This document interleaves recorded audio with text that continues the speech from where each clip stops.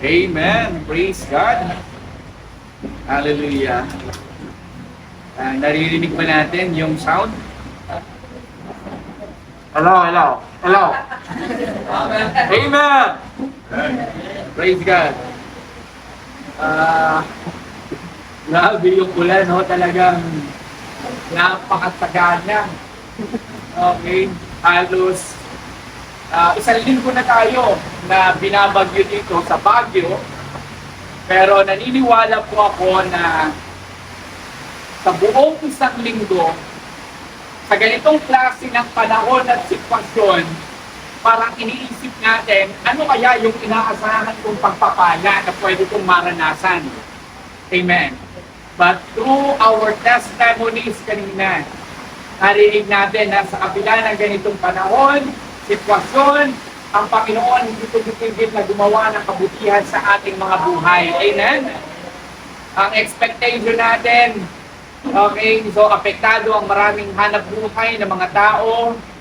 Okay, tayo, hindi na tayo nagbibigay ng baon araw-araw dahil walang pasok, pero parang mas mukhang malaki pa yung gastos pag nandun sila sa loob ng bahay. Di ba?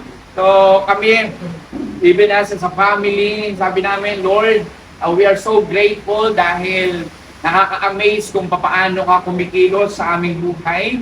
At kung sa iba't ibang kaparaanan, nararanasan po natin yung pagpapala ng Panginoong Diyos. Kaya wala pong dahilan para hindi tayo mag-celebrate ngayong araw po na ito. Amen! This is the day of celebration. And it is a wonderful privilege that God has given us. Sa kabila ng ganitong panahon, tayo ay nagkakatipon-tipon para itaas ang kanyang dakilang pangalan. Amen? Wala man yung ibang mga kasama natin, sabi natin, it is their decision kung pupunta ba sila o hindi. Pero it's okay dahil alam nga natin may mga area talaga dito sa Baguio, katulad nga doon sa amin na bago ka makaakyat doon sa taas, basang-basa ka na sa ulan dahil sa ganitong klaseng ulan at hindi napapayungan ng ulan dito. Kaya hindi ba natin makasabay sila ngayon sa live. Hindi tayo naka-live ngayon, no? So, recorded na lang ito. Mamaya, i-post na lang pag nagka-kuryente para kahit paano ay mapanood din nila at masabayan din nila tayo sa worship. Yun nga lang, mas advanced tayo. Mas nauna tayo. Medyo late lang sila at delay lang sila ng konti. But anyway, ang importante, our prayer, nandun sila sa kanilang mga tahanan at patuloy na nagpupuri at nagpapasalamat sa ating Panginoong Diyos. Amen po. Yan. Sabi ni Sister Jess sa Palawan, medyo okay yung panahon doon, pero Region 4, including yung Mindoro, yung Memaropa, kasama doon ang Mindoro, pero sa Mindoro kasi grabe yung ulan at flood ngayon doon. Kaya let's pray doon sa ating mga kapatid na katutubo doon sa Mindoro. Kinukumusta ko yung ate ko kahapon kung kumusta na yung church, kung may nabali na naman ba na yero. Pero wala pa silang update kasi hindi na sila makapunta dahil binabaha at masyadong malakas yung hangin. At kagabi, isa sa mga talagang prayer natin, kasi grabe yung lakas ng ulan dito, ng hangin. At pagkatapos madaling araw may nagbubugan pa dyan sa harap. So, dandaning nga bumaba ni Pastor Jeremy, pero paglaki dito, tahan nga bimaba. Okay, nakita ko nakadong aulatan dito. Okay, so grabe, kung hindi pa dumaan yung police mobile, hindi pa siguro sila tumigil, pinitap na lang sila kasi may mga nakahiga na. Ganon yung nangyayari, nakikisabay sila sa lakas ng panahon. Pero kagabi, kahapon, nung pinapanood ko yung video ng kapitbahay namin, nakita ko doon yung bahay namin, nakatutok doon yung video. Although, binibidyo doon yung bundok na sobrang lakas, pero nakikita ko yung bubong ng bahay. Sabi ko, Lord, salamat at yung bubong ng bahay nakakabit pa naman. Okay, dahil hindi nga kami nakauwi kahapon, pero buti na lang may video. Ayan, may alert na naman. Okay. So, ano ba yan? Alert na ng ayuda yan o ano? masamang panahon pa rin. So sabi ko, Lord, salamat. Nag-comment ako doon, thank you, Lord. Kahan nga na itayab na jay bubong tibalay me. Hanpailangan alpas nga praise God. Nung mga nakaraang araw, tumatayo ako doon sa taas at sabi ko, sige nga, pakiramdaman ko pag may malakas sa hangin, kung medyo magungun ako dito, praise God, at hindi naman nagungun. Kaya, salamat po sa Panginoon. At kagabi, kanina madaling araw, paghiga ko, medyo naninikip yung dibdib ko, hindi ko alam kung bakit. At minsan napapaisip ako, ano kaya itong ganitong klaseng pakiramdam? Bigla kong naalala, sabi naman ni Ate Jing doon sa general check-up namin, wala namang kaming sakit. Pero bakit parang may nararamdaman ako ngayon? Bigla lang kaninang madaling araw. Pero siguro sabi ko, ito kaya ay heartburn na tinatawag or ano pa man. But anyway, we pray, we rebuke at praise God dahil hindi naman tayo kinain ng worry at takot natin dahil sa nararamdaman natin na yon. Purihin po ang Panginoon. Okay, so ngayong araw po na ito, ituloy natin yung pag-aaral natin about the house of the Father o the Father's house. Amen. At nung nakaraang linggo nga, pinag-aralan natin that the Father's house is our absolute priority. Amen po? Okay, nung sinabi ni Jesus Christ, doon sa verse 49 ng chapter 2 ng Luke, sabi niya, "Why were you searching for me?" He asked, Didn't you know I had to be in my Father's house? O sa ibang translation, I must be in my Father's house. Okay, so na-explain na natin yan last week. At ngayon po, yung pangalawang point natin, isang point lang po uli. Anong oras na? Ayan, matatapos tayo ng 12:00. At ngayon, the Father's house create a space to grow. Amen. Sino po bang naniniwala? The Father's house create a space for everyone to grow. Hindi lamang spiritually, pero naniniwala pa ako holistically or holistic growth ang kayang i-provide ng Father's house. Amen po. In Luke chapter 2 verse 46, sabi niya dito, after 3 days, they found him in the temple court, sitting among the teachers, listening to them and asking them question. Okay, punta po tayo sa verse 52. Okay, sa verse 52, you can now open your Bible or your phone kung hindi pa lobat yan. At basahin po natin itong verse 52 ng chapter 2. Sabi niya dito, okay, and Jesus grew in wisdom and stature in favor with God and man. Amen. Tayo po ay manalangin, Panginoon. Minsan pa kami po ay dumudulog sa inluklukan ng banal na biyaya, nagpapakumbaba at patuloy na pinupuri, pinasasalamatan, tinataas ka sa aming mga buhay. Nagpapasalamat din po kami sa pribilehiyo muli na kami ay magkasama-sama, Lord, to encourage one another. I know, Father, that each one of us serve as an instrument of encouragement and blessing sa oras po na ito. Salamat din, Panginoon, sa mga salita mo na aming mapapakinggan at kami ay patuloy na magkakaroon ng pagkakataon na lumago sa aming pananampalataya at magbigay ito, Panginoon, ng kalakasan sa aming spiritual na pamumuhay.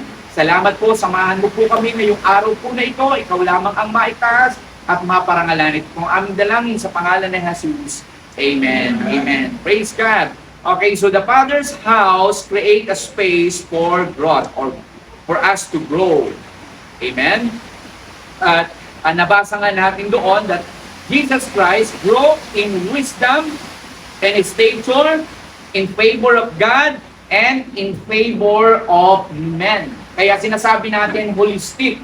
Ibig sabihin yung growth ni Jesus Christ ay hindi lamang sa area ng relationship niya sa kanyang ama. Amen? Kundi yung growth ni Jesus Christ, lumaki din naman siya physically. Amen po. Lumaki din siya mentally and socially. Marunong siyang makisalamuha sa mga tao. Kaya tayo, ini-encourage tayo na as a church goers, hindi lamang ang goal natin para nandito sa church ay makinig ng salita ng Panginoon, mag-grow yung relationship natin kay God, kundi ini-encourage din tayo na makisalamuha sa mga tao at matutunan natin makipagkapwa-tao. Amen po. Okay, at dito rin natutunan natin kung paano tayo mas nagiging healthy. Amen. Okay, mamaya titignan natin yon.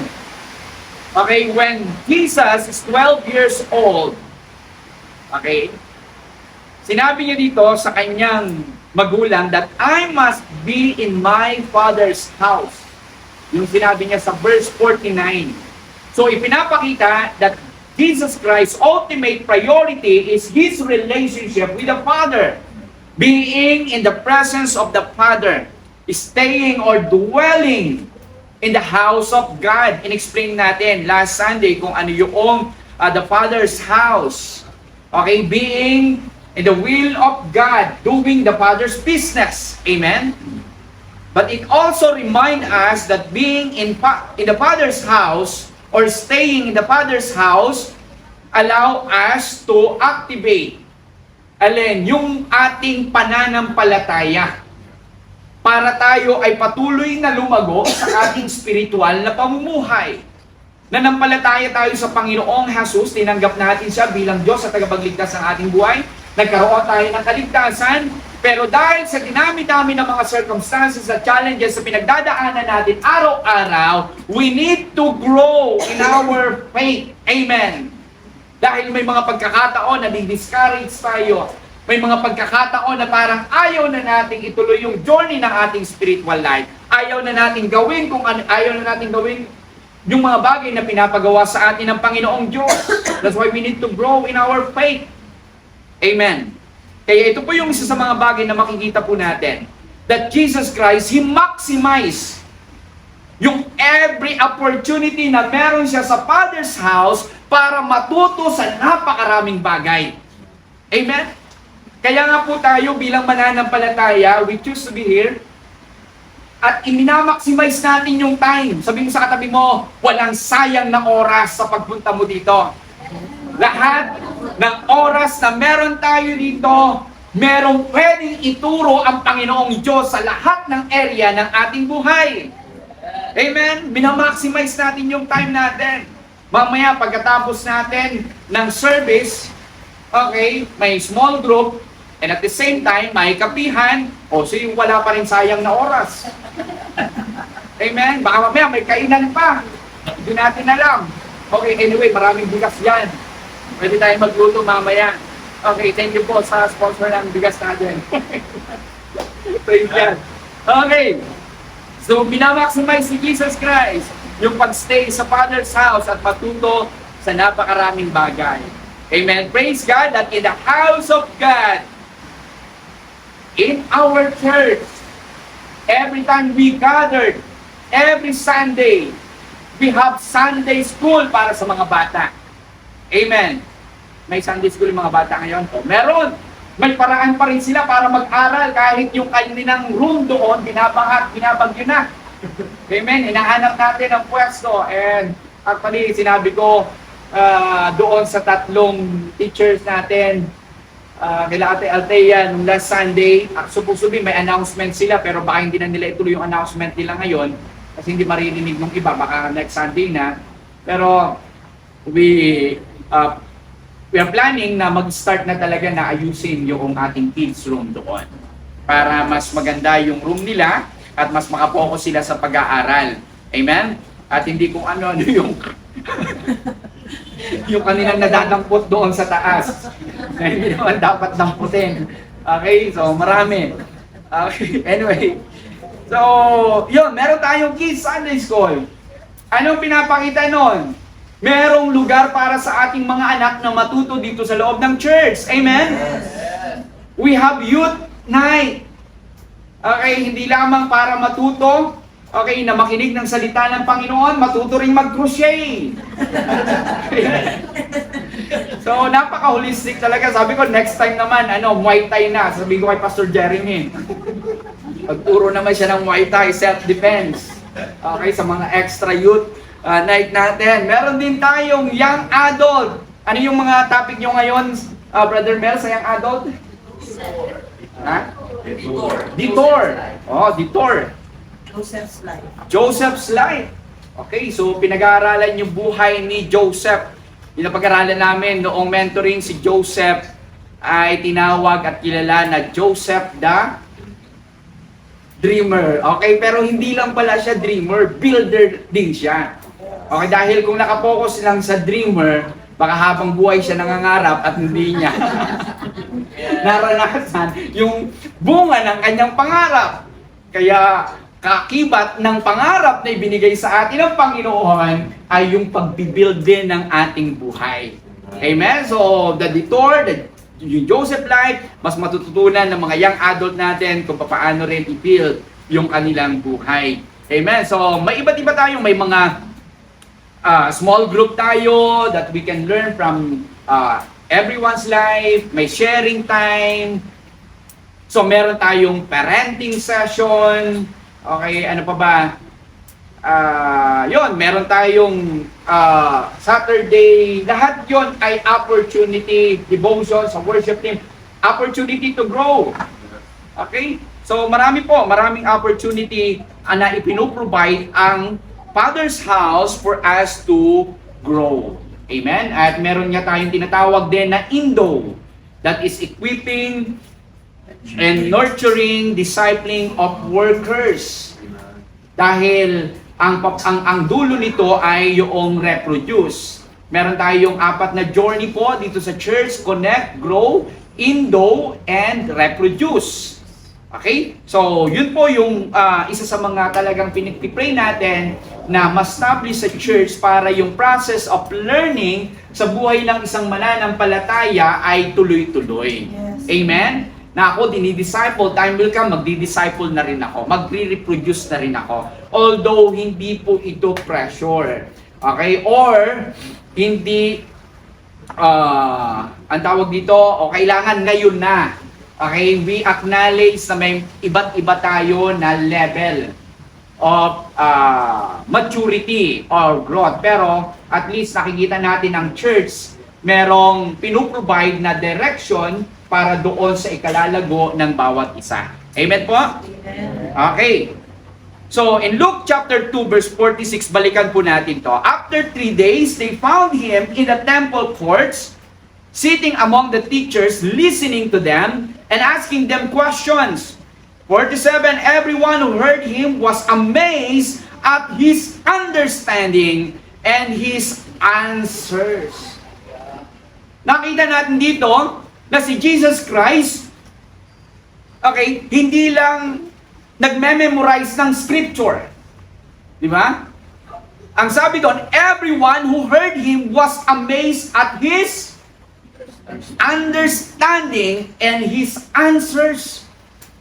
So sa madalit sabi, hindi niya lang mini-memorize yung scripture, kundi nakikipagpalitan siya ng kaalaman doon sa mga religious teachers of the law. At na-amaze sila doon sa kaalaman na meron si Jesus Christ every time na sinasagot niya itong mga religious leaders. So ang galing, no? Kasi sa educational system ng mga Hudyo, babalikan ko lang sandali ito para makita natin yung background na paano nangyari ito. Okay? Merong 4 na educational system during the time of Jesus Christ, ang mga Hudyo. Yung una, tinatawag na Beth Sefer.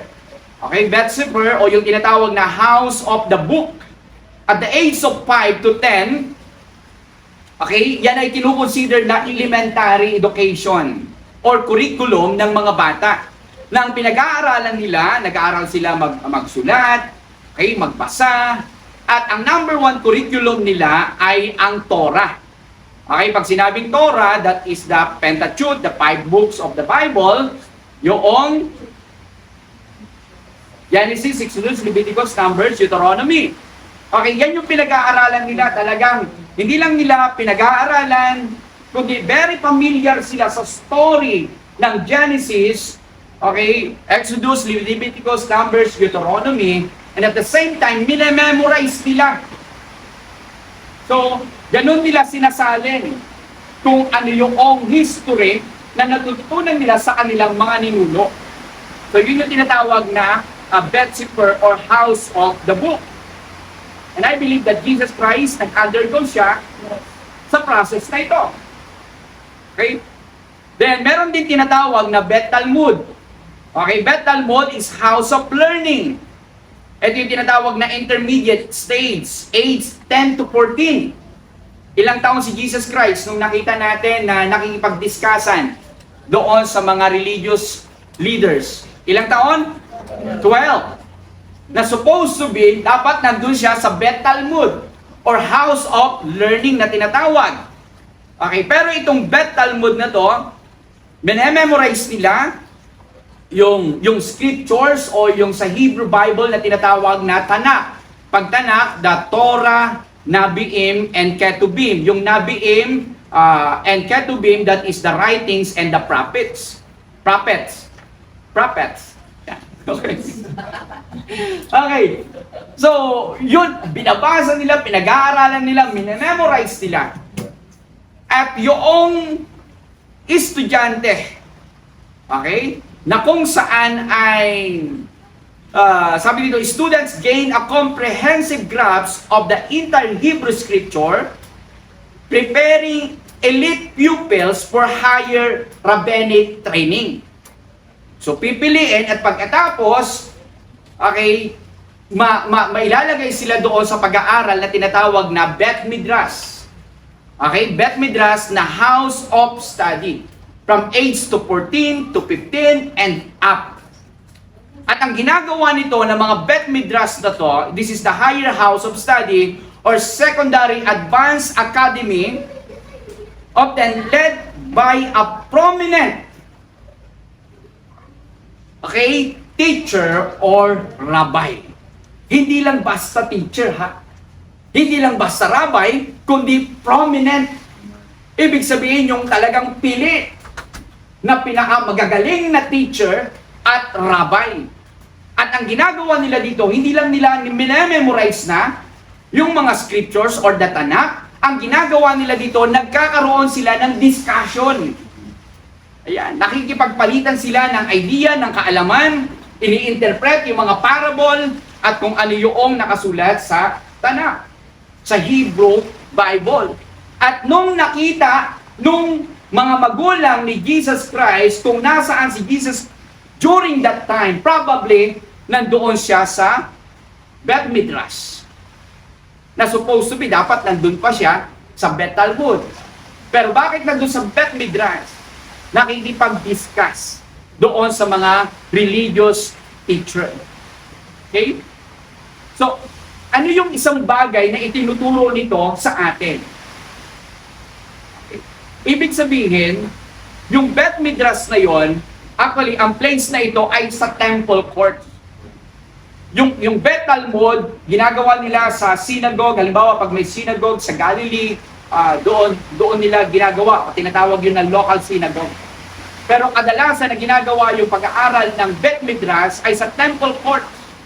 Kaya nga nila natagpuan nila si Jesus Christ para makidiskusyon doon sa mga religious teacher na doon siya sa temple court. Ibig sabihin lang nun, it set an example na sa house ng Panginoong Diyos, sa Father's house, mas may opportunity na pwedeng lumago ang isang tao. Amen? Hindi lamang sa isang particular na wisdom or knowledge, kundi kahit sa lahat ng area ng buhay. Of course, hindi natin mapapag-aralan dito yung mga bachelor na pinag-aralan nyo sa college. Pero maraming ipinuprovide ang pag-aaral ng Bible na kailangan natin sa ating personal na buhay para tayo ay mas maging matatag at mas maging malakas. Amen po ba? May kurso na ba ngayong Bachelor of Science in Parenting? Wala pa. Bachelor of Science in Character Building. Meron na ba? Wala pa, no? Bachelor of Science in Life. Okay? I think wala pang ganung kurso ngayon. Pero saan natin pwedeng matutunan yung bagay na yon? Naniniwala ako, isa yon sa pwedeng i-provide ng bahay ng Panginoong Diyos. Yeah. Kayang i-provide ng community of believers. Community of godly people who have the wisdom and knowledge that comes doon sa manual ng buhay na walang iba kundi ang salita ng Panginoong Diyos. Amen po. Kaya ipinapakita lamang dito na napaka-importante ng Father's house. Hindi po obsolete ang pagpunta sa mga churches ngayon. Hindi obsolete ang pagpunta sa mga gathering or spiritual activities na pwedeng makatulong para mas maging strong ang isang bata habang siya ay lumalaki. Amen. Amen. Yung sinabi ko last Sunday, parent, huwag nating i-underestimate kung anong kayang gawin ng pagmamahal natin sa Panginoong Diyos sa buhay ng ating mga anak. Amen. Dahil sa sobrang dedication, devoted at pagmamahal natin sa Panginoon, hindi man tayo excuse sa napakaraming circumstances at challenges, hindi man tayo excuse sa napakaraming shortcomings and weaknesses, but as we continue to desire na mag-stay doon sa presence ng Panginoon, naniniwala po ako na merong gagawin ng Panginoong Diyos na blessing hindi lamang para sa atin, kundi para din sa buhay ng ating mga anak. You know, the rhythm of activity na ginagawa ni Mary and Joseph, mababasa natin yan. Yes. They fulfill all that the law required sa isang pamilya ng Hudyo. Kung babasahin natin yung preceding verse, yung nire-require ng law na supposed to be, alam naman natin that Jesus Christ is the fulfillment of the law. And yet, why? Bakit kaya na binigyan pa rin nila ng halaga at pansin na kailangan pumunta sa Jerusalem, sa temple, kung ano yung nire-require ng law at i-apply sa buong pamilya at kahit kay Jesus Christ? Ibig sabihin lamang noon, merong itong mensahe sa atin na napakahalaga na pwede nating matutunan at pwedeng magbigay ng katagumpayan sa buhay po natin bilang mananampalataya. Amen! Kaya nga ang church, ginagawa ang lahat ng bagay. Naniniwala pa ako dito. Kaya sa church, kung meron man tayong hindi pa nagagawang bagay, just let us know. Amen? Anything that we can provide to help every families, every children, everyone to grow in our relationship with God, to be more strong in the area of their character. Yun po sana ang may provide ng church. And I hope at our church ay naipoprovide po yun sa atin. Amen po ba? Kaya kahit walang online service ngayon, walang kuryente, buti na lang hindi lobat ang lahat ng cellphone. Meron pa rin tayong ginamit, pang record para yung hindi man nakapunta dito. Walang dahilan para hindi natin mapakinggan ang mensahe at hindi tayo lumago lahat sa pananampalataya. Lahat po tayo lalago. Amen! Amen! Praise God. Pag malakas yata yung ulan, nakikiingnan lang yan. Amen. Praise God. Nakakatuwa po. Nakakatuwa. Ang sarap lang isipin. Diba? Na kung noon may mga trauma tayo sa mga house of God, the Father's house, sa mga churches, sa mga temple, o kaya kung saan nagagather ng mga tao dahil may iba't iba tayong experience. But it is by God's grace and mercy that the house of God is a place where broken people find help, healing, and hope. Amen. An opportunity for everyone na lumago sa ating spiritual na pamumuhay at sa lahat ng area ng buhay po natin. Amen. Praise God. Hallelujah. Okay. So nakikita po natin na yung communities of faith o community of believers na katulad ni Jesus Christ, yung pagstay niya dun sa Father's house, okay, na ngayon ay kinikonsider natin katulad ng ganitong gathering, okay, ay isa pong napakahalagang tahanan Hindi lamang para sa atin, kundi para sa ating mga anak. Dahil pwede po tayong lumago. The Father's house can also create a place of protection sa bawat isa.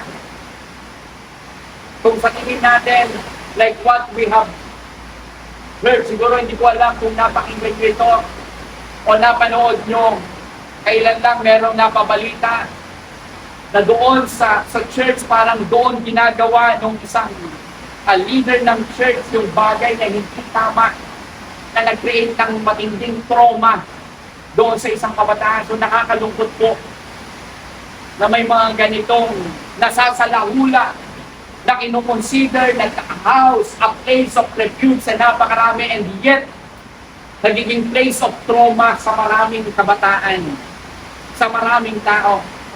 That's why as a member of the church, as a part of God's house, let us be aware, amen, on how we protect, hindi po yung church, kundi lahat ng mga tao na pumapasok sa iyo.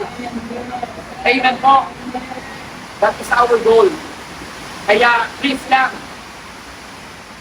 wala pong magtatakbuhan mamaya. Pag naglakad kayo, medyo konting ingat po. Dahil medyo madulas ang floor. Ayaw natin na dito may madisgrasya. Of course, kahit saan, ayaw natin na may madisgrasya. Okay, pag nagkakuryente, lagi natin sinasabi, please, okay, safety first. Okay, yan po yung ating laging bukang bibig. Amen. Praise God. Okay, now, tingnan po natin. Baka malamig tayo siya. Pwede na lumipat dito. Lumipat doon. Okay. Praise God, no? Actually, halos yearly ito nangyayari, no, sa atin dito sa church. And sa mga first, second, third, puro, fourth, yan. Every time na nagkagadon tayo, nung hindi pa ganito to, okay, parang iilan-ilan lang. Pero praise God, ngayon, walang ilaw, malakas, and yet, mas marami tayo ngayon compare sa mga nakaraang taon. Amen po, praise God, praise po ang Panginoon. Amen? Hallelujah. Sige po, tuloy tayo. Okay? Alam niyo po ba na napakahalaga yung ganitong klaseng environment? Okay, hindi lamang po sa buhay ng ating mga anak, kundi kahit sa atin bilang mga magulang. Okay? So, ayan, naririnig ko pa kung bako.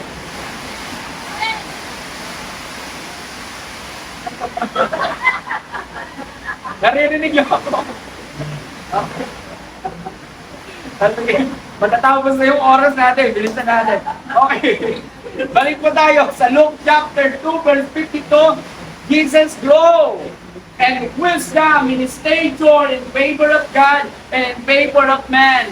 Okay, the four core areas of growth sa buhay ni Jesus Christ, although walang sinasabi ang Bible na lahat ng core areas na ito ay doon na lang natutunan sa Father's house. Probably, yung karamihan dito ay natutunan niya sa Nazareth, sa place na kung saan siya ay lumaki. Pero ang Father's house ay ina-affirm yung kahalagahan ng holistic learning. Amen? Sa buhay ng isang tao, hindi tayo against anti-nutrition. Okay? Hindi ka ng church. Okay. Hindi tayo anti-education. Amen? Hindi ganun ang church. Okay, hindi po ganun ang church. Ina-affirm. Kung titignan natin, marami pong itinuturo ang Bible patungkol sa bagay na ito. So, yung una, pag sinabing Jesus grew in wisdom, it's talk about Jesus grew intellectually and mentally. Amen? Yung mentally, tinatawag na strength sa buhay ng isang kabataan ay napaka-importante. Okay, doon sa verse 46, Jesus was found sitting among the teachers. Pag sinabing sitting among the teachers, hindi lang siya napadaan. Hello? Pupunta ako sa church kasi napadaan na rin ako, kaya dadaan na ako dito. Meron bang napadaan lang na nandito ngayon? Okay, na dapat nandun ka sa SM ngayon pero nakita mo, ay tuloy pala, may church pala, kaya daan muna ako doon. Okay, wala naman pong ganun dito ngayon. Amen? Okay, kahit sa mga makakapanood dito sa online, I hope na kapag nag-scroll kayo at nadaanan nyo to, siguro nadaanan nyo, pero merong purpose ang Panginoong Diyos sa atin. Amen? Na hindi lang tayo napadaan, but God wants us to immerse sa mga bagay na pwede nating matutunan para mag-grow tayo mentally and intellectually. Maging strong tayo pagdating sa mental health natin. Amen? Nakakatulong po. Ibig sabihin, sitting among the teachers. Ibig sabihin ito, ini-immerse ni Jesus Christ yung sarili niya kasama ng mga tao na alam niya na may matututunan siya. Amen. Sabihin mo sa katabi mo, salamat tayong katabi kita at marami akong matututunan sa iyo. Amen. I'm sitting beside you. Amen. Kaya lahat ng pwede mong sabihin, pwede akong matulong. Amen. Okay. So sitting, immersing himself, okay, with his religious leaders and teachers. Okay? Ina-highlight ko nito yung mental growth okay, sa buhay ni Jesus Christ. And this, napaka-intentional nung Mag-pray na yata tayo, ituloy na lang natin next Sunday. Okay, tapusin na natin to para another topic sa Sunday. Okay, so sabi ko nga, the moment we sit, kasi pag nakatayo yan, naghihintay lang na mag-aiming siguro sa prayer, pagkatapos sisibat na yan. Okay? O kaya pag nakatayo na yan, may tendency yan na, naku, naka-ready yan, mag-iska po. Hindi naman talaga ang intention niya pumunta dito di ba? Okay, so marahil may ganon. But the fact na nakaupo yan, harapin mo yung katabi mo, nakaupo ba yan? Amen? Pero ang importante, gising pa siya, no? Okay? Ibig sabihin, intentional yun. Sino dito yung intentionally gusto mag-grow mentally and intellectually? Amen? So, true listening, merong active engagement dun sa mga tao na nagtuturo. Okay? Sa pamagitan ng pakikinig. Through questioning. Okay, bakit? Kasi pag may may confusion sa halimbawa sa mga bagay na dapat matutunan, itinatanong. At kapag nagtatanong, natututo. Okay, kaya sabihin mo sa katabi mo, maganda rin yung nagtatanong paminsan-minsan. Ibig sabihin, gusto mong matuto at gusto mong lumago. Amen? Hindi yung hindi mo nang alam May naintindihan po ba tayo? Pag sinabi mong, salamat po sa mga may natututunan. Amen po ba? Hindi makapag-amen. Hindi rin makapagtanong kasi ayaw magtanong. So ibig sabihin, si Jesus Christ, nandoon sa lugar na may tanungan, may discussion, nag-grow mentally, nade-develop. Okay? Yung mga katanungan sa isip na bibigyan ng kasagutan. At naniniwala ko, dito sa church, pwede pong mangyari yan. Kaya tayo may mga small group, may mga cell group, life group, o kaya naman, okay, meron tayong equipping, doon tayo pwedeng magtanong. O kaya, may mga pwedeng magtanong, halimbawa, sa mga life group leader nyo, pag may mga decision tayo na very confusing, at hindi natin alam kung ano yung tamang decision, tinatanong natin sa mga life group leader natin, and through the advice of godly people, okay, na nakasurround sa atin, mas lumalawak yung ating pangunawa sa mga nangyayari sa buhay na hindi po natin maintindihan. Amen po? Magkaasawa na kaya ako? Okay? Eh, hindi pa pwede kasi elementary ka pa lang. So, yun. Malinaw yun. Ah, okay. Naintindihan ko na. So, now you know. Okay? So, tanungin nyo sa life group leader nyo. Amen? Okay, so ano pa ba? Makikita natin dito. Okay, at isang kagandahan, yung mentally growth sa buhay ng isang mananampalataya at sa pamamagitan ng ganitong gathering, mas nagiging malinaw sa atin kung ano yung identity at purpose natin kung bakit tayo nandito sa mundo. Amen? Ibig sabihin, sa mga desisyon na ginagawa natin, it should be aligned to my identity and to my purpose. At saan nagtuturo yan? Amen. Praise God. Nagtuturo yan sa church dahil sa salita ng Panginoon na naipapahayag sa atin. Dahil kapag hindi natin alam yung purpose natin, hindi natin alam yung identity na natin, o kaya hahanap tayo ng tao o kaya sa mundong ito ang magsasabi kung sino tayo at kung ano yung purpose natin. Okay? So kaya hindi tayo lalago kapag gano'n. Anong sabi ng salita ng Panginoon? The fear of the Lord is the beginning of wisdom.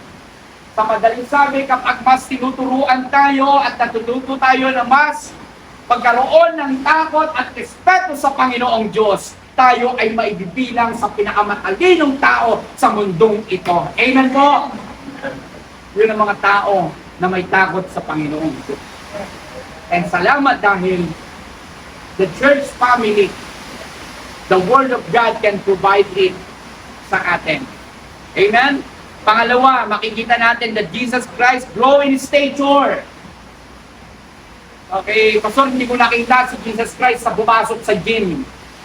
Okay, paano kaya siya nagkaroon ng abs o muscle? Okay, makita natin, after 12 years old, wala na tayong makitang record ni Jesus Christ. Okay, for 18 years, kundi nung siya ay 30 years old na lang na binaptize ni John the Baptist. Doon na lang tayo may mababasa. Eh, nasan si Jesus Christ sa mga panahong yon? Sabi nung isa sa mga estudyante namin sa Bible School dati, Pastor, nandun sa India, nag-aral ng magic. So I found out, yung binabasa niyang Bible na may commentary, na nabasa niya, ay Bible ng ibang religious group. Kaya doon nabasa niya na nandun, nag-aral ng magic sa India. Kaya pagbalik, kaya niya nang gumawa ng mga himala. Okay, so hindi po ganon. They recognize, merong sinasabi ang Bible, when Jesus Christ is teaching, doing miracles, may mga nagsabi, hindi ba ito si Jesus Christ? Na karpentero, okay, na anak ni Joseph na may mga kapatid din. They recognize him as a carpenter. Ibig sabihin, si Jesus Christ, ginamit niya yung kanyang hindi lang yung wisdom, kundi yung lakas niya sa pagkakarpintero. And there is a culture sa kanilang panahon na kapag namatay yung tatay sa loob ng family, the first child will take care of the whole family. He will provide. Kaya naniniwala tayo that probably the Jesus Christ worked to provide for His family. Amen? Hindi niya pinabayaan yung kanyang pamilya. He worked as a carpenter, ginamit niya yung physical na lakas niya. Amen? So, ipinapakita nun na napaka-importante, kaya kailangan niya, he grow in stature. Okay, may lakas. Okay? At yun yung ginagamit. Sabi ko kay sabi namin ni Brother Ryan kanina, praise God, at least sa trabaho nyo, minsan hindi ka mapipressure na mag-isip ng mga bagay-bagay, ng mga reporting, ng kung ano-ano. Basta ang importante, healthy ka. Amen? Di ba, Brother Ryan? So, at saka, importante, healthy tayo kasi puno natin yan. At ang church hindi po against sa mga healthy na tao. Amen? Although church is a place for broken people find healing, hindi ibig sabihin dito ay lahat lang dapat dito yung may sakit. Hindi po. Amen. Pinapagaling at ginagawang healthy. Emotionally, mentally, spiritually, and of course, physically. Ako, pinapangarap ko, one time magkaroon tayo ng sports coordinator. Okay, may mga sports activity tayo na hindi lamang pag nakaisip maglaro ng basketball doon lang. Kasi masakit na yung aking sigit, kaya laro na tayo ng basketball. Hindi po gano'n. Ako, this is my desire. The time will come as a church, we have a sports ministry that promote physical health. Amen? Praise God. Kaya yung mga nasa area ng health, katulad ni Ate Jane, okay, let's make plan kung paano natin to. Yung time ng hiking, yung time ng Zumba. Okay? So, ano man yan. Pwede, magkayayaan kayo. Hindi lang yaya lagi sa samgyupsal. Okay, importante din. As a church, magkayayaan naman tayo sa jogging naman tayo. Malikayat, nagmalitik pa. Simpo. Di ba? Kaya tayo magsamgyupsal. Ay sige, mayat nagpagulot ng tak. Okay. Okay, so, dapat promote natin yan. Amen? Okay, dahil ang Panginoon, hindi po against yan.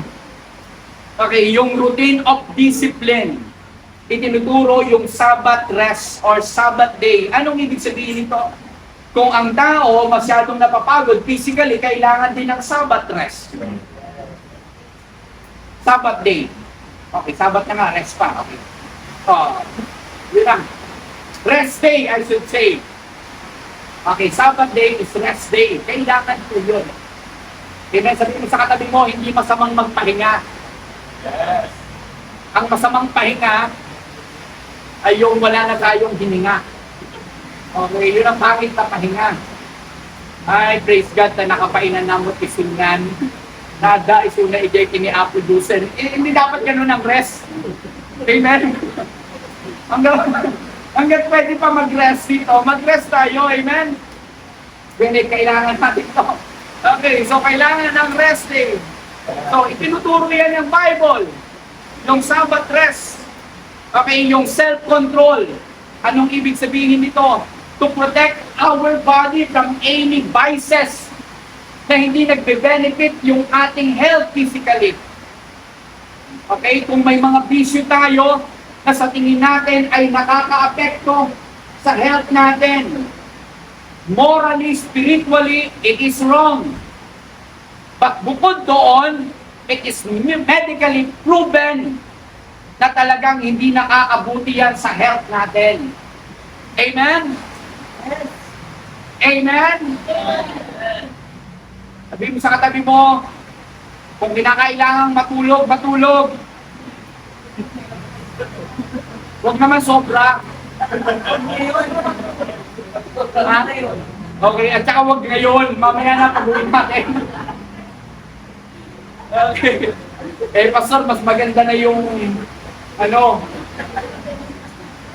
walang tulog kaysa walang gising. Okay. So, napaka-importante, pinopromote yan saan dito sa church. Amen po. Honoring your body because your body is the temple of the Holy Spirit. Amen. Yan po ang tinuturo ng Bible. So, merong balanced development. Okay, so we can grow physically. Oh, kaya let's evaluate. And I have to remind myself also from time to time. Okay, na kailangan talaga natin na pagtuunan din ng pansin yung health at yung sarili natin. Okay? So, kailangan to. Next is, okay, ano pa? So, Jesus grow in favor with God.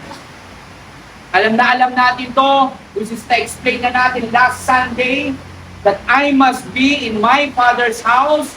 Okay? That is the ultimate priority of Jesus Christ. His intimacy with the Father. At ganun din po tayo.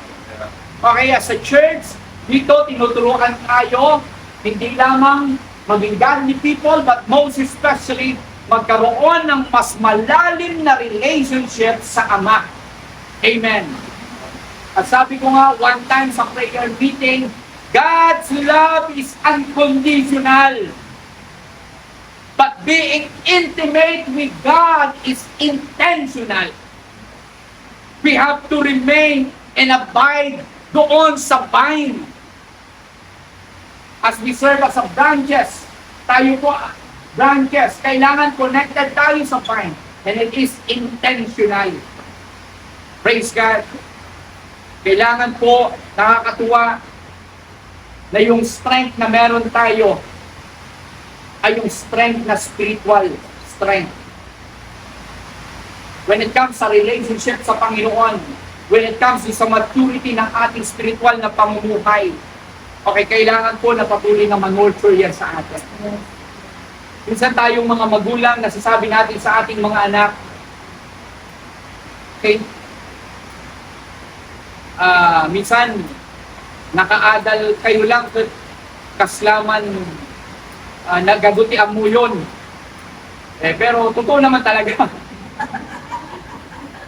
Kasi nag-aaral sila eh. Di ba? Okay?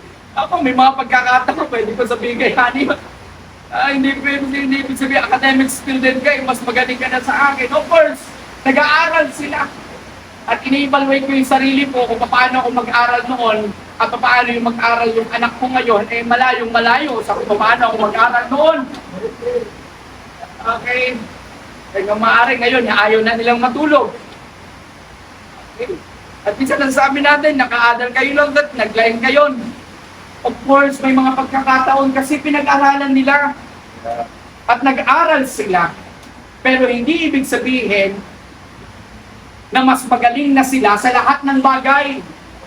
Tayo bilang mga magulang, pwede tayong mas magaling pa rin sa ating mga anak as we intentionally grow in our spiritual life. Marami silang alam pero mas mature tayo pagdating sa desisyon ng buhay because we are connected sa vine, sa source ng buhay. Amen? Praise God. Bakit may mga anak na minsan nakikinig ang mga magulang sa kanila? They respect the decision of their children because they believe that they are more mature spiritually than their parents. At na-recognize yun ng mga parents. May mga pagkakataon noon, yung nanay ko humihingi ng advice sa akin. Okay, na ano kayang gagawin dito sa mga young people na to? Kasi tingin ko pa lang sa kanila, wala nang future eh. Kasi sa kalahati ng buhay at desisyon na ginagawa nila. So sabi ko sa nanay ko, ma, pag ganyan ang tingin nyo dyan, pwedeng yan yung maging buhay nila. Pero kung ang tingin nyo, kayo mismo, ang tingin nyo sa kanila, ay mas maganda yung future nila kaysa kung ano yung present situation nila, pwedeng mabago yung buhay nila. So, isa po yun. At naniniwala ako bilang mga magulang, hindi pa huli ang lahat para tayo ay patuloy na lumago sa ating pananampalataya. And children, hindi ibig sabihin na mataas na yung pinag-aralan nyo, ang dami nyo ng degree sa buhay, okay, may pedigree pa, but acknowledge the spiritual maturity of your parents. Yes. That can give you an advice sa buhay para tayo ay mas lalong maging matagumpay. Di mas lamang na tayo ngayon. May degree tayo, ang taas ng pinag-aralan natin, and yet, we acknowledge yung spiritual advice ng ating mga magulang, praise God. Yung alam nila, nagiging alam natin, pero siyempre, yung alam natin, hindi na natin pwedeng ipasa sa kanila dahil yun yung napag-aralan natin sa school. Kaya, take advantage of it. Amen? Kaya pag sinabi ng mga magulang, let's go to church. Okay. Sabay-sabay tayong mag-mature spiritually at sa relationship natin sa Panginoong Diyos. Okay, napaka-importante po yung bagay na yan. Okay? Nung sinabi ni Jesus Christ, I must be in my Father's house.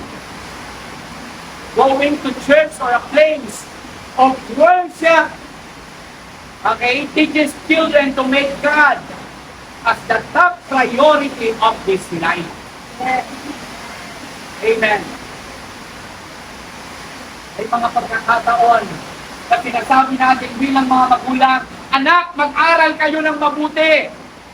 Kasi wala kaming ipapamana sa inyo kung yung pinag-aralan nyo. Pero gusto kong sabihin to sa mga magulang ngayon. Okay, at saka sa mga manunood mamaya. Amen? Na hindi lamang dapat ganun ang advice natin. Anak, bukod sa pag-aaral nyo ng mabuti, higit sa lahat, pagkaroon kayo ng mas intimate relationship sa Panginoong Diyos. Dahil sa higit sa lahat na pwede na magbigay ng katagumpayan sa inyo ay ang Panginoong Diyos. At pwede kayong i-guide patungo doon sa destination ng buhay nyo na punong-puno ng katagumpayan because of your intimacy with God. Amen. Hindi man namin kayo masamahan habang buhay. Pero ang Panginoong Diyos, pwede niya kayong samahan sa pagpurso ng karir nyo. Pwede niya kayong samahan sa pag-aasawa nyo. Wala namang samahan pa namin kayo doon. Pwede kayong samahan ng Diyos sa pagbuo ng pamilya nyo. Pwede kayong samahan ng Panginoong Diyos sa pag-establish sa mga bagay na gusto nyo pang maranasan sa buhay. Amen. Kaya kung meron kaming ipapamana sa inyo, ay yung advice na pwede nyo pakinggan. Na mahalin nyo ang Panginoong Diyos ng buong puso, buong lakas, buong aluluwa, at buong pag-iisip. Amen! Praise God. Praise God. Amen. Last. Okay. Praise God. Kahit ganito yung panahon, nakapag-turtleneck ako. Pero parang ang hirap pala magsalita. Parang akong sinasakan. But anyway, I hope na napapakinggan niyo pa rin ako ngayon. Amen? Okay. Now, tignan po natin. In Luke chapter 2 verse 52, sabi niya dito, that Jesus Christ grew in favor of men. Anong ibig sabihin nito? Yung social growth. Si Jesus Christ, natutunan niya din makipag-socialize, makisalamuha sa mga tao. Kaya nga si Jesus Christ, pansinin natin, wala siyang pinipiling tao. Amen? Walang favoritism sa kanya. Bakit? Yan yung itinuro ng salita ng Panginoon. Kaya niyang makisalamuha sa kahit kaninong uri ng tao. Amen. At yan yung gusto natin tuturo sa ating mga anak at sa bawat isa.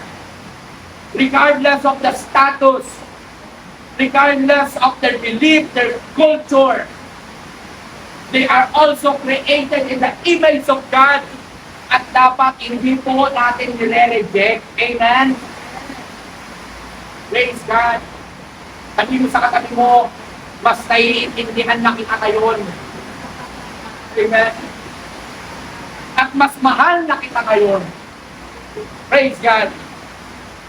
Dahil natutunan ko mula sa salita ng Panginoon kung paano tumanggap sa mga tao na hindi katanggap-tanggap. Kung paano magpatawad sa mga tao na ang hirap patawarin. Kung paano maging mabait at maging maputi sa mga tao na hindi naman mabait sa akin. Hello?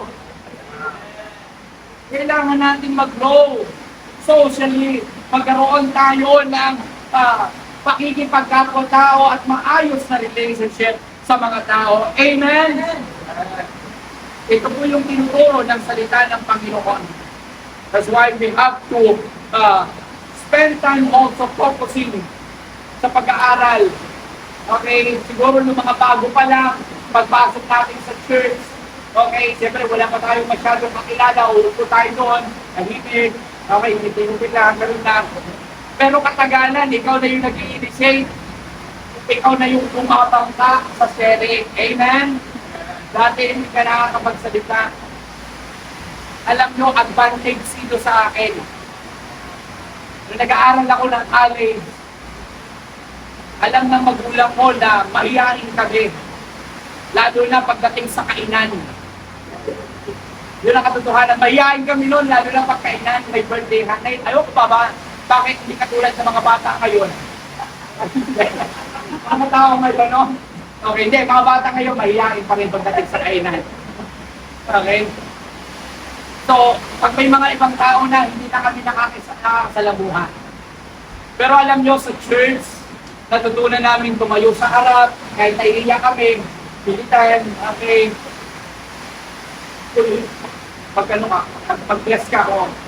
Okay, so, matutunan kahit naiiyak ka, gagawin mo yun, makikipagkamay ka, yung ingiti ka sa mga tao. One time, nagkanta kami ng seminar.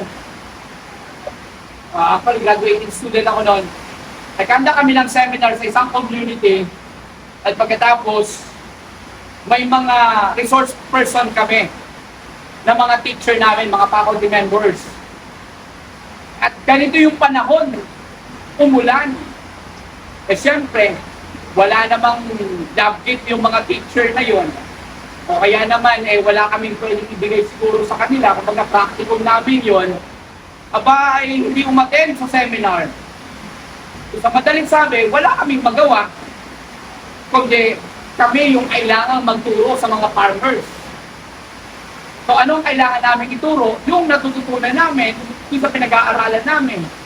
And of course, yung mga farmers, mas ano pa yan, mas maraming alam pagdating sa pagsasaka. Di ba? Kasi naalala ko, nagtanim ako noon ng pipino, namunga naman siya, pero kasing laki lang ng hintuturo ko yung bunga. Doon ko natutunan paano magtanim ng pipino ng bunga bonsai. Okay? Kaya bagsak ako doon. Nagpasa na lang ako ng pala sa picture ko. So, wala kami magawa. Ay, nandun na yung mga farmers. Sabi namin, o sino? So, sa madaling sabi, tayo na. At praise God, buti na lang may background kami sa church na tumayo. Lalo na ako. Okay? Naglakas loob tayo. Medyo kulang man tayo sa kaalaman, pero dahil may training tayo na tumayo sa harap ng mga raming tao, nagawa nating tumayo. Okay? At pagkatapos ng seminar, praise God. Of course, may mga tanong yung mga farmers. Siyempre, ang lupa at sumatakbo sa isip namin, mas marami kaming alam kaysa sa'yo. Pero, may wisdom na binibigay. Ito pong ituturo namin ay hindi para baguhin yung kaalaman nyo. Para dagdagan lang po namin yung kaalaman nyo. Okay, so ganun lang. Praise God. Dahil, sabi ko, salamat dahil may mga gathering na kagaya nito na kung saan ay doon natututunan na tumayo sa harap ng maraming tao. Doon natututunan para makipag-usap, makipagkamayan sa mga tao. Diba? O sa labas ba, natututunan natin na makipagkamayan sa mga tao? Hindi, di ba? Okay, minsan nga, nakakalimutan natin na kahit nasa handaan tayo, nakikipagkamay tayo, dahil nasanay tayo sa church. And yet, magandang ano yun? Magandang gesture yun ng makikipagkapwa tao. Amen? Okay? Huwag ka lang puro amen at praise the Lord doon sa birthdayhan. Kasi baka wala naman nag-praise. Okay? Okay din naman kung talagang kaya mo. Pero, yun yung isang bagay na naituturo sa atin. And of course, sa church, natututunan natin mas maging humble regardless of our status. Bakit? Itinuturo ng Bible Huwag mong ibilang yung sarili mo na mas mataas kaysa sa iba. Amen. Tinuturo ng Bible. Okay? Okay. Sa church, tinuturo paano mas maging kind sa ibang tao. Amen. Isa pa dito, last, si Jesus Christ, ipinakita lamang doon sa verse 51 kung paano siyang nagkaroon ng respeto sa mga tao at higit sa lahat sa kanyang magulang. Sabi niya, I must be in my Father's house. Hindi maintindihan ng mga magulang niya kung anong sinasabi niya. Pero doon sa verse 51, sabi doon, then he went down to Nazareth with them and was, ano sabi doon? Obedient to them. But his mother treasured all these things in his heart. Ibig sabihin, si Jesus Christ, hindi niya lang natutunan na maging kind sa mga tao, kundi higit sa lahat, natutunan niya na maging obedient at submissive sa kanyang mga magulang. Sabi ng mga magulang niya, tara, uwi na tayo. Hindi. Marami na akong anak, dapat dito lang ako. Walang ganun. Sabi ng Bible, okay, then he went down to Nazareth. Sumama siya pabalik sa Nazareth at na-emphasize dito and was obedient to them. Amen. Huwag po sanang dumating yung pagkakataon na sa lahat ng mga tao sobrang, ay, hello po, hello po, hello po. Pero pag kayong nanay at tatay natin ang kausap, hey, ako! Puro pasigaw lagi. Di ba? Hello? Hindi ganun ang tinuturo na social life, socialization. Okay, pakikipagsalamuhan. Kundi tinuturo sa atin na mas maging submissive at obedient sa lahat ng tao, most especially sa mga magulang. Amen? So that is the holistic approach na pwede po natin matutunan sa house po ng Panginoon. Praise God. Sige po, tayo tayong lahat. Amen? Praise God. So the house of God, the Father's house, create a space for us to grow holistically. Amen po. At naniniwala po ako na sa buhay ng bawat isa sa atin, sabay-sabay po tayong lalago. Sabay-sabay tayong matututo sa napakaraming bagay. Amen? Maraming itinuturo ang salita ng Panginoong Diyos, hindi lamang sa isang area ng buhay natin, kundi sa lahat po ng area ng ating buhay.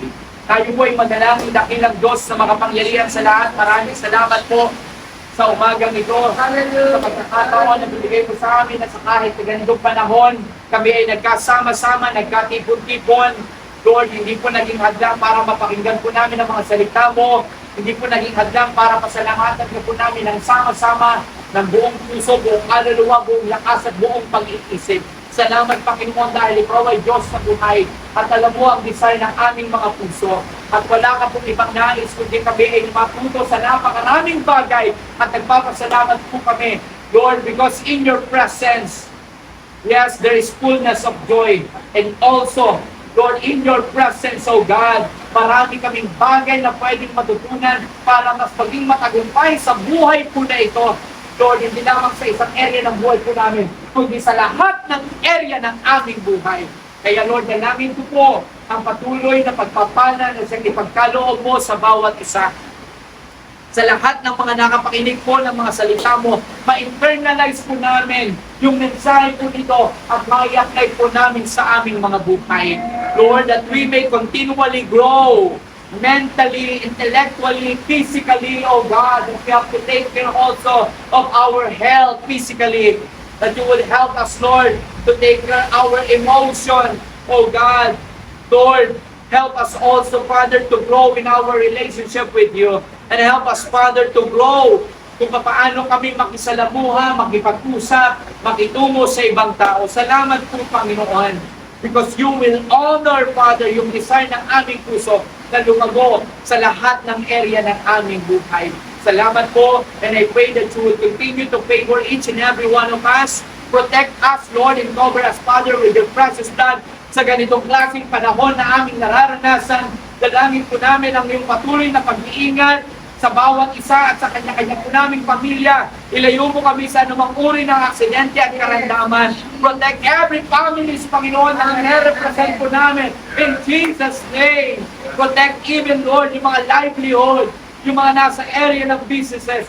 Protect even, Lord, yung mga tahanan po namin, yung mga bahay po namin. Protektahan mo po, Panginoon. Lord, I pray also, Father, Lord, na ikaw po ang patuloy na mag-intervene yung mga nabubuong bagyo, Panginoon. We pray, Father, that it will dissolve in the air in the name of Jesus. At hindi na po mag-landfall, Panginoon, sa aming bansa, Panginoon. Upang sa ganon, hindi na baka ranas pa ng matinding disaster ang aming bansa, Panginoon. Lord, allow the people of our nation to humble themselves before you and turn from the wicked ways as you have promised you will hear us from heaven. You will forgive our sin and heal our land, oh God. So thank you for preserving and protecting our nation from any calamities and disaster. In the name of Jesus, I thank you even, Father, for wisdom and knowledge to those who are in authority, Panginoon, kung ano yung bagay na pwede kong magawa, Panginoon, ma-utilize ng mga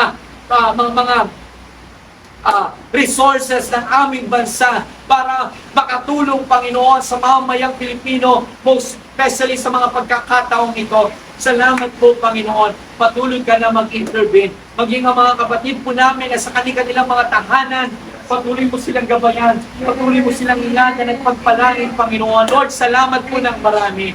Ikaw lamang po ang patuloy na maitaas at maparangalan sa aming mga buhay.